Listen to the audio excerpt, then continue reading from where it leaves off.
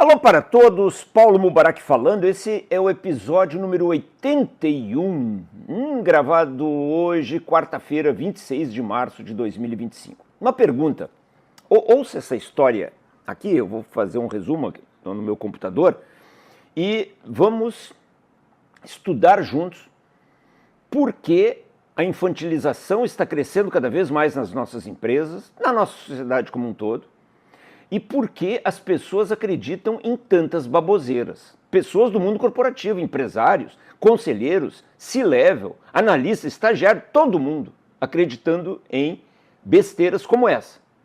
Quer ver? O que eu vou ler aqui? Um artigo escrito em 16 de agosto de 2022 por Robert Matthews. E ele intitula o artigo "Cegonhas entregam bebês?" E olha só o que está escrito. Todos nós cometemos erros de raciocínio. Muitos desses erros são consequências de vieses, inclusive psicológicos, que nos induzem ao equívoco. Em 2000, o físico Robert Matthews publicou uma pesquisa na qual ele investigou a relação entre a taxa de nascimentos de crianças na Europa Ocidental, em alguns países da Europa Ocidental, e cegonhas. O ponto de partida para a pesquisa foi justamente aquela velha e folclórica história popular, contada para as crianças, sobre bebês sendo trazidos por cegonhas. Para verificar como seria testar cientificamente essa correlação entre causa e efeito, Robert Matthews resolveu analisar dados de 10 anos, 1980 a 1990, sobre a correlação entre a taxa de natalidade em algumas regiões da Europa e a formação de pares reprodutivos de uma espécie de cegonha. E por aí vai o artigo. E sabe qual é a conclusão? Robert Matthews encontrou uma relação estatística forte e significativa entre estas duas variáveis. O título da pesquisa é "Cegonhas entregam bebês", e aí ele coloca um parâmetro estatístico de correlação muito forte. Vocês devem estar rindo agora, né? Quer dizer, o cara chegou à conclusão, estatisticamente, que cegonhas entregam bebês. O que isso tem a ver com o mundo corporativo e com esse papo do Mubarak no episódio 81? Alguns dias atrás, eu recebi uma propaganda do G4 Educação, uma empresa admirável, principalmente eu respeito muito o seu fundador, o Thales Gomes, acho um cara muito legal. E na G4 Educação mostrava, a G4 Educação mostrava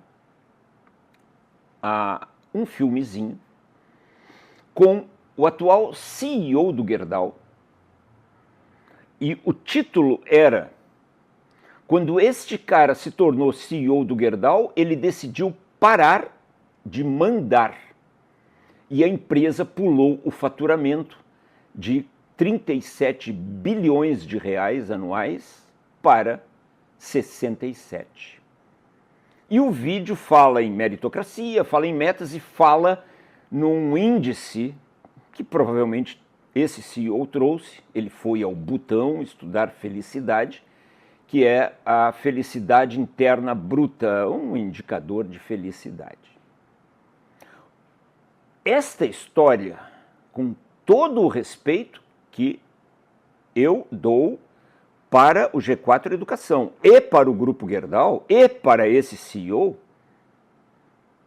talvez ele não tenha nada a ver, é que a G4 estava anunciando um curso, acho que é G4 Day, agora em abril, onde ele vai fazer uma palestra, ou vai ministrar o treinamento, e talvez o cara nem tenha participado da elaboração desse vídeo.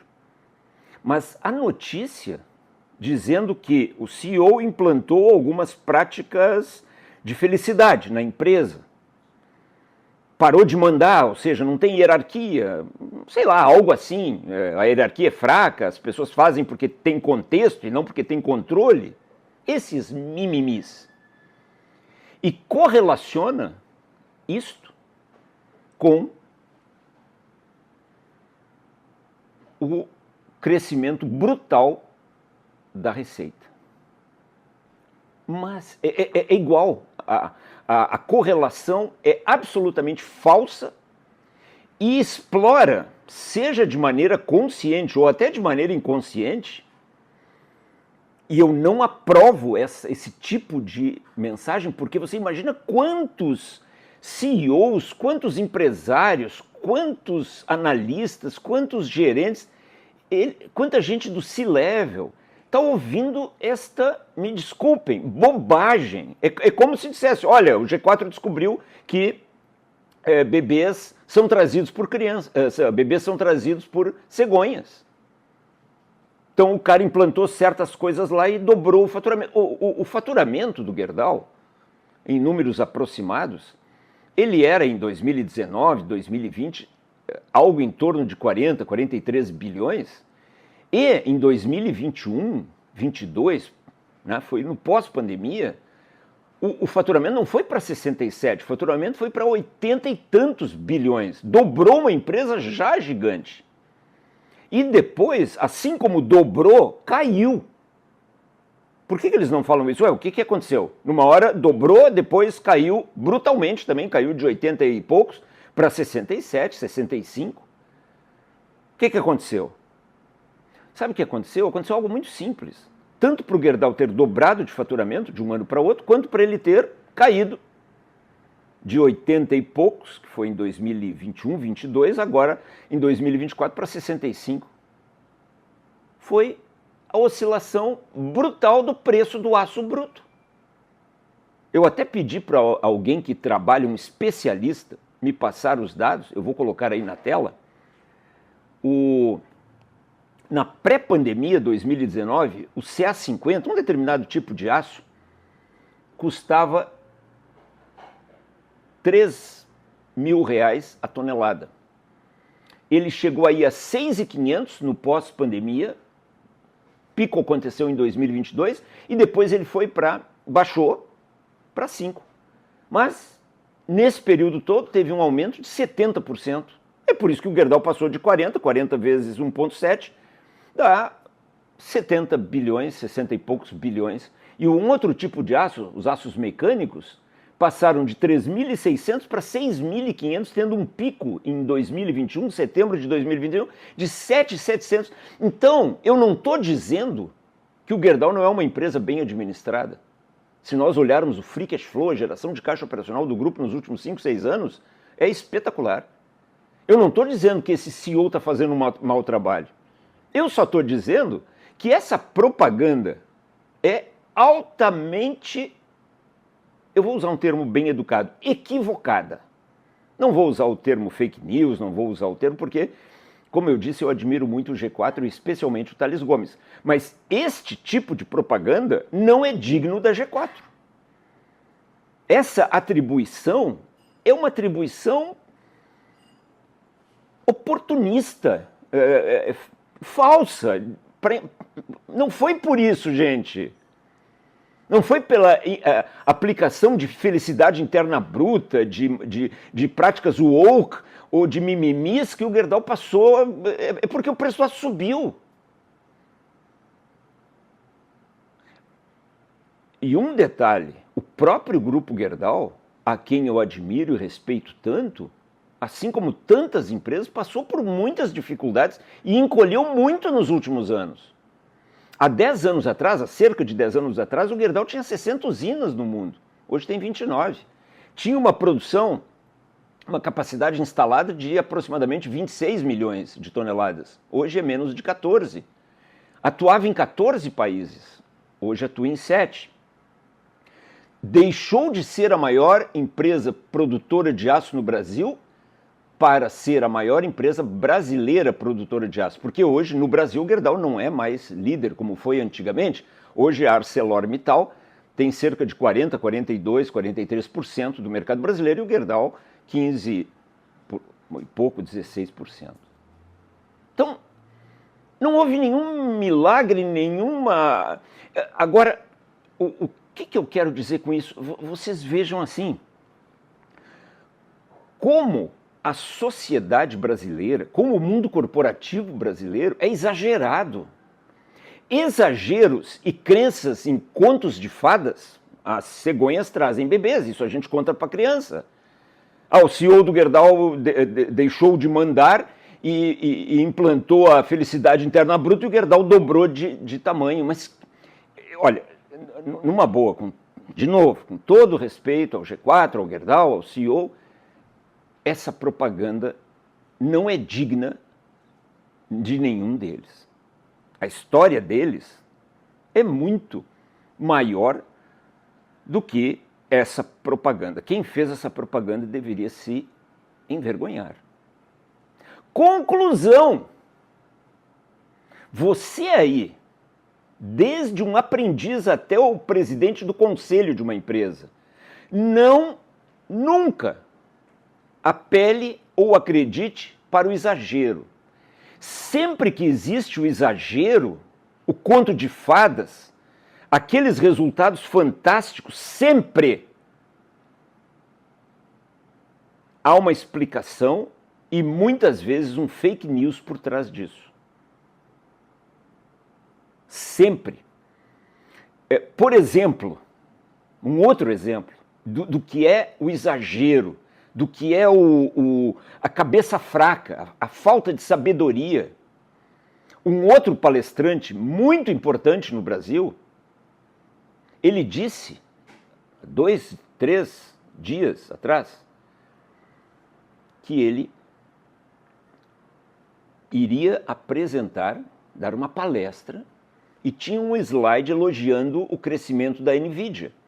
Mas 2 dias antes da palestra, a NVIDIA caiu as ações, perdeu aquelas contas idiotas que os caras fazem. Tal empresa perdeu hoje $1 trilhão, tal empresa amanhã ganhou $1 trilhão. Sempre que você ler essas notícias, ria, porque quem está dando a notícia é um comediante. Na melhor das hipóteses, é um comediante, para dizer o mínimo sobre essa pessoa, é um comediante. E aí ele disse que teve que tirar esse slide no último momento, porque a NVIDIA já não era mais tudo aquilo. Eu olhei agora no site Stock Analysis, os demonstrativos financeiros da NVIDIA. A NVIDIA, só para vocês terem uma ideia, em 2024, ou year to date, últimos 12 meses, ela gerou uma receita de 130 bilhões de dólares e um lucro líquido contábil de aproximadamente 70, 72 e um free cash flow absurdamente grande, quase igual ao lucro líquido, como sempre o Mubarak afirma. O free cash flow nas melhores empresas do mundo ele tem que estar muito próximo do lucro líquido, porque o verdadeiro lucro não é o lucro líquido contábil, é o free cash flow. Deu 60 bilhões. E aí um palestrante, um cara velho, um cara com mais de 60 anos de idade, um cara bacana, o cara disse que não pôde apresentar o slide, ou modificou o slide, porque a NVIDIA já não é mais tudo aquilo. Mas que barbaridade! Mas vocês estão entendendo o exagero ao elogiar a NVIDIA? A NVIDIA hoje vale 2 não sei o que, trilhões de dólares. Esse número não tem sentido, gente, é só especulação na bolsa. Aí a ação dá um pico deste tamanho, depois ela cai um pouco, se acomoda ainda num patamar muito alto, e principalmente não é questão de ações, seus idiotas. É questão de números da administração da empresa, especialmente números de caixa. Os caras faturaram 130 bilhões e converteram dessa receita líquida 60 bilhões em free cash flow. Isso é um resultado absurdamente brilhante, isso sim. E aí o cara diz, não, já tive que mudar, porque o mundo muda em 2 minutos. Qualquer sujeito que falar expressões como essa, o novo normal, a nova economia, a nova gestão, o mundo muda muito rapidamente em 2 minutos, você saiba, como dizia Charlie Munger, você coloca esse cara que está falando essa bobagem numa régua. Numa ponta tem um canalha que está querendo enganar você, está querendo exagerar, está se aproveitando. Ele acha você uma criança, então ele conta contos de fadas. As cegonhas trazem bebês. O Gerdau dobrou de tamanho porque o CEO decidiu parar de mandar, segundo quem fez a propaganda no G4. A NVIDIA não é mais tudo aquilo. E na outra ponta tem um idiota. Então, na melhor das hipóteses, quem acredita nessas coisas, quem conta e quem acredita, é um idiota. Não permita, o plano de ação oferecido pelo vídeo número 81 cada vez estabeleça mais e mais e mais na sua empresa uma cultura de análise de problemas, de auditoria interna, de previsão de vendas, de definição de metas, de programas de remuneração, baseado única e exclusivamente na verdade. E a verdade não está nesses caras que ficam fazendo essas afirmações grotescas. A verdade está nos fatos, nos dados. E não adianta dados de um mês ou de um ano, se precisa olhar históricos, empresas, iniciativas, invenções, inovações que se comprovem ao longo do tempo. Implante a cultura dos fatos e dados na sua empresa. Paulo Mubarak gravou o episódio número 81 em 26 de março de 2025.